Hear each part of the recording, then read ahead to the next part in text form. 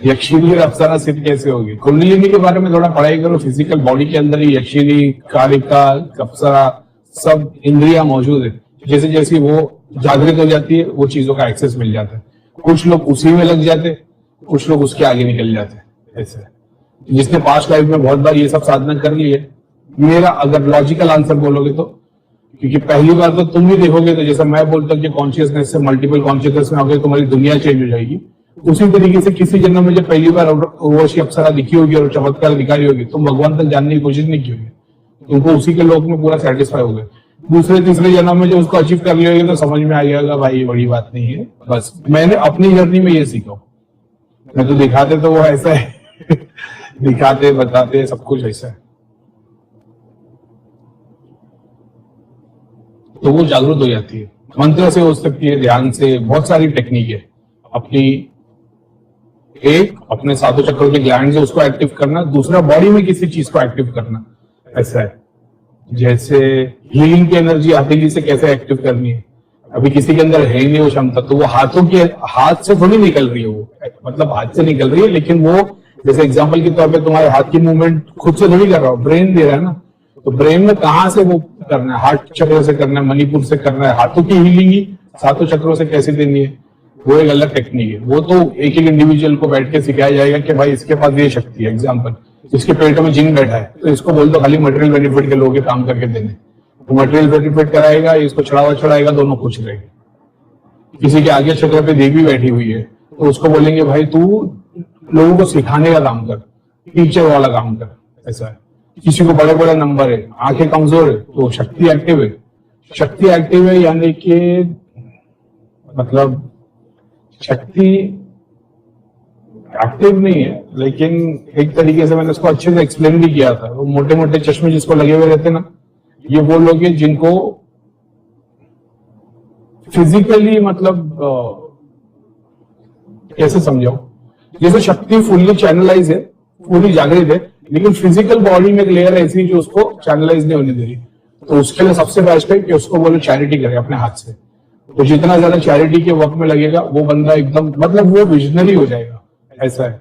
ये जो दृष्टि, ये विजन अपन जो देख रहे वो विजन नहीं, सुप्रीम विजन जो वर्ल्ड के लिए विजनरी हो जाते हैं ना, ऐसा है जिसका बड़ा ये हो जाता है, और क्या बोलेंगे उसको,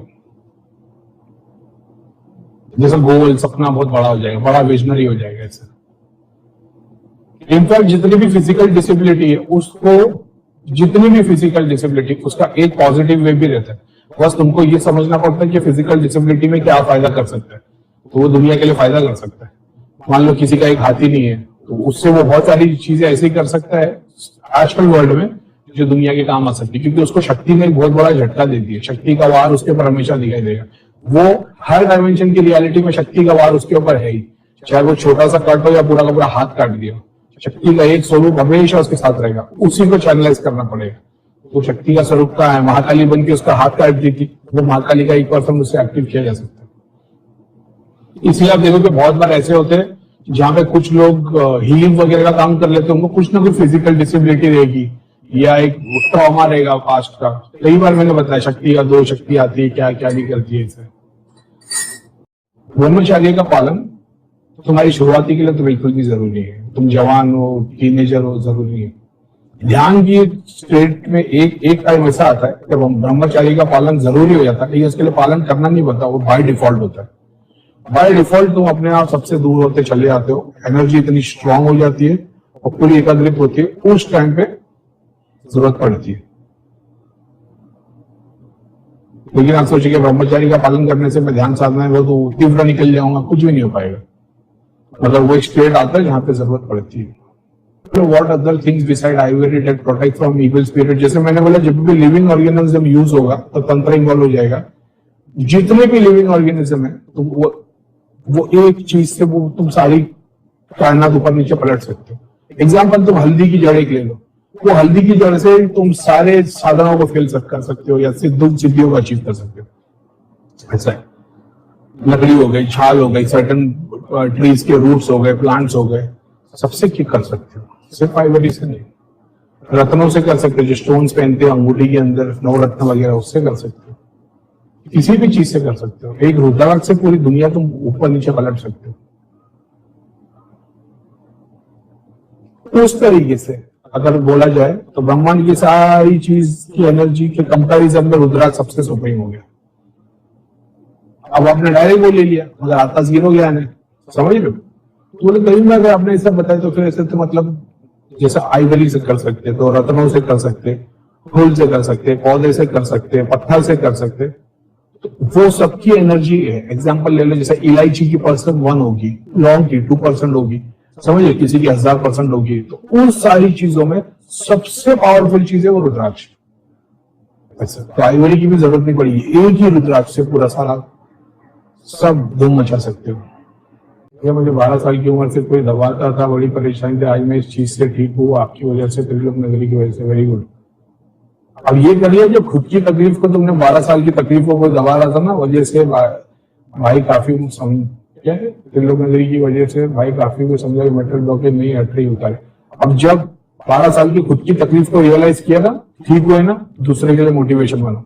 तो ऐसे काम करो कि ये तुम्हारे पास ऐसे लोग आएंगे, भैया 12 साल 20 साल से तकलीफ थी लेकिन आपके पास आया तो हो गया, समझ रहे हो। मैं तो पैसा लेके काम करो, तुम तो कर लो फ्री में। ऐसा तुम्हारे त्रिलोक नगरी की शक्ति से खुद को यूज करके कर लिया तो भाई लाभ ध्यान की भी जरूरत नहीं पड़ेगी, हाथ जोड़ के काम होना शुरू हो जाएगा, समझ रहे हो। क्योंकि 12 साल का पेन रियलाइज कर लिया तुमने, 12 साल से तकलीफ झेल रहे हो। तो जैसे जाप ध्यान करना, तुम एक तकलीफ झेल रहे हो, जाप कर रहे हो, ध्यान कर रहे हो, तुम फिजिकल मेंटल स्ट्रेस लेके बैठे हो, तुमने वो ऑलरेडी झेल लिया है, तो तुमको जाप ध्यान करने की जरूरत नहीं, तुम्हारी पुकार पे काम होने लग जाएगी। इसी तरीके से मैंने बोला ना, शक्ति के दोष होते हैं, वो दोष जो हैंडल कर लिए है फिर उसको रियलाइजेशन तो पावर खुल जाते हैं, वैसा ही स्वरूप है। इसीलिए बहुत सारे लेडीज लोग जिनको बचपन में ट्रॉमा हुआ था, मोलेस्टेशन हुआ था, फिजिकल कुछ गलत काम हो गया था, इन्होंने पेन दबा के रखा, लेकिन फूटता है तो फिर शक्ति के तीनों स्वरूप में आ जाते, दुर्गा काली पार्वती सरस्वती सब हो जाते वो एक साथ। बस उनको चैनलाइज करना पड़ता है कि हम इस मार्ग पे चलो, अगर वो होते पूरे के पूरे डिस्ट्रक्टिव फोर्स, वो किसी को नहीं छोड़ते, फिर अपना जब तक पर्पस पूरा नहीं होगा उसमें लगे ही रहेंगे। वैसे वैसा ही है, बहुत अच्छी बात है, ऐसे ही काम करो। जरूरी नहीं भाई, बहुत सारे मैंने बताया ना, सिर्फ जाप ध्यान से ही होगा ऐसा नहीं, पेन से हो सकता है, एक्सट्रीम तुम्हारा इमोशन चेंज से हो सकता है, उसका एक एग्जाम्पल हो तुम। सबको ये लगता है जाप ध्यान से होगा, बहुत तुम जाप ध्यान सुकून से कर पाते 10 घंटे तक, बेनिफिट ही नहीं होगा, समझ रहे हो। तो बहुत बार ऐसा होता है, पेन से हो सकता है, एक्सट्रीम इमोशन चेंज से हो सकता है, साइकेडेलिक से हो सकता है। तुमने पेन से रिसीव किया है, इमोशनल से रिसीव किया है। घर में जब कोई नेगेटिव हो रहा है, घर के पानी के नल के इलेक्ट्रिक पार्ट खराब होना, किसी के बीमार हो, मेरे दोस्त ने बताया था राहु केतु के दोष होते तो इलेक्ट्रिक चीजें खराब होना शुरू हो जाती है।